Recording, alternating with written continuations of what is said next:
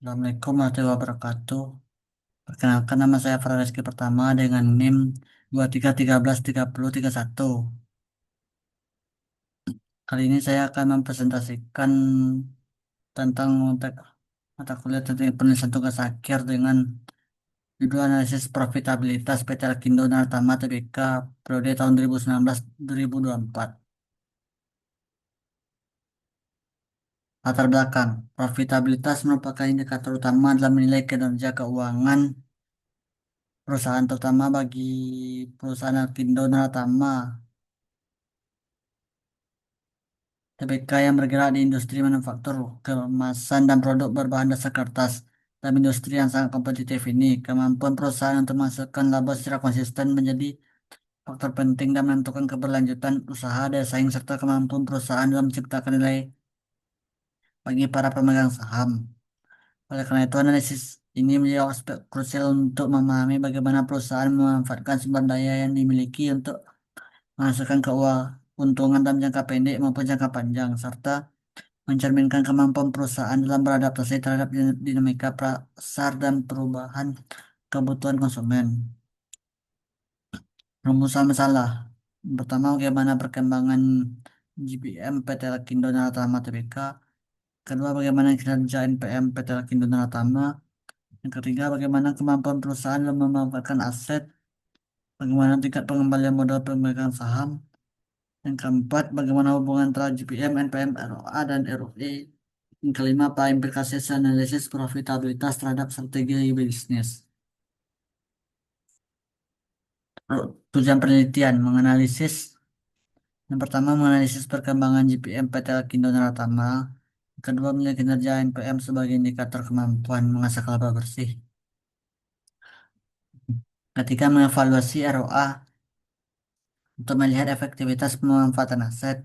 Yang keempat, menganalisis ROE sebagai gambaran pengembalian modal pemegang saham.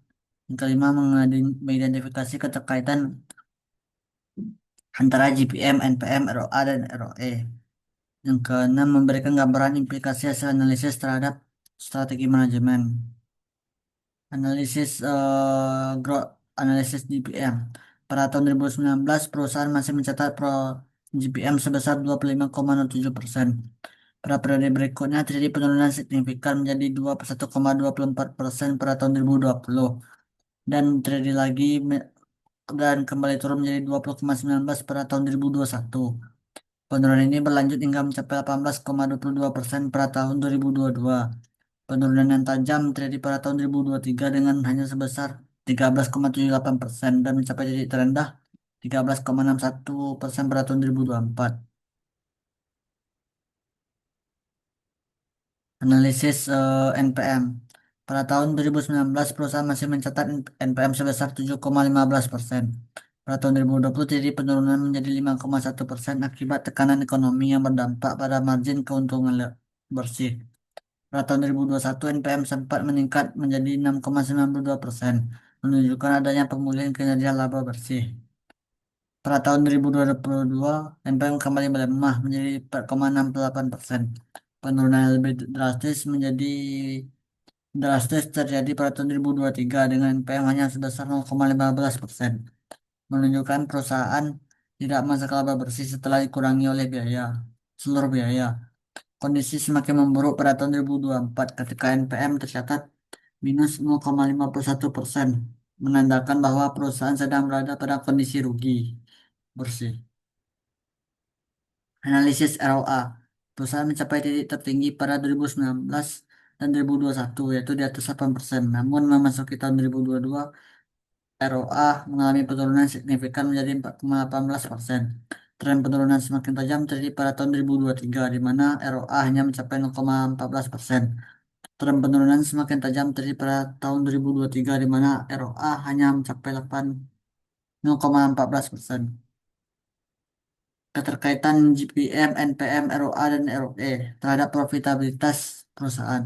Secara keseluruhan, hasil analisis profitabilitas PT Alkindo Tama menunjukkan penurunan kinerja yang cukup signifikan, terutama pada periode 2022 sampai 2024, yang mengalami pelemahan secara bersamaan, yang menandakan adanya masalah yang bersifat struktural dalam operasional perusahaan. Penurunan GPM mencerminkan menurunnya efisiensi produksi atau meningkatnya biaya pokok penjualan, yang pada akhirnya menekan NPM hingga mencapai nilai negatif pada 2024. Kondisi ini turut berdampak pada kemampuan aset menghasilkan laba yang turun tajam dan bahkan negatif, menandakan operasi perusahaan tidak lagi memberikan keuntungan yang proporsional. Dari sudut pandang pemegang saham, ROE yang berubah negatif menunjukkan kerugian yang menggerus ekuitas. Secara keseluruhan, tren penurunan yang berkelanjutan ini menunjukkan perlunya evaluasi menyeluruh dan strategi pemulihan yang lebih efektif agar perusahaan dapat kembali meningkatkan profitabilitas dan menciptakan nilai bagi seluruh pemangku kepentingan. Implikasi strategis hasil analisis. Berdasarkan analisis terhadap rasio profitabilitas yang mencakup GPM, NPM, ROA, dan ROE, dapat disimpulkan bahwa PT Alkindo Naratama sedang menghadapi penurunan kinerja keuangan yang cukup signifikan dalam periode 2019-2024. Melemahnya GPM mencerminkan penurunan efisiensi produksi dan meningkatnya biaya pokok penjualan yang kemudian berdampak langsung pada turunnya NPM yang mencapai level negatif. Hal ini menunjukkan bahwa pendapatan perusahaan sudah tidak mampu menutup beban operasional maupun non-operasional. Penurunan ROA memperlihatkan bahwa aset perusahaan belum dimanfaatkan secara optimal sehingga tidak mampu menghasilkan laba yang sepadan dengan nilai aset yang dikelola. Sementara itu, ROE yang jatuh hingga ke angka negatif menandakan adanya kerugian yang menggerus modal sendiri dan berpotensi menurunkan kepercayaan investor.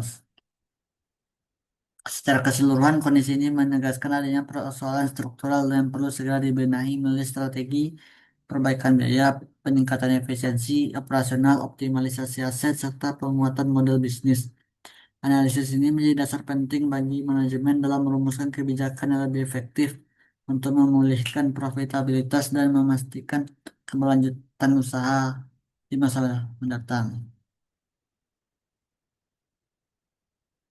Kesimpulan, penurunan profitabilitas yang dialami PT Alkindo Tama Tbk dari tahun 2019 hingga 2024 mengindikasikan adanya masalah struktural dan operasional, efisiensi biaya, dan pengelolaan aset perusahaan.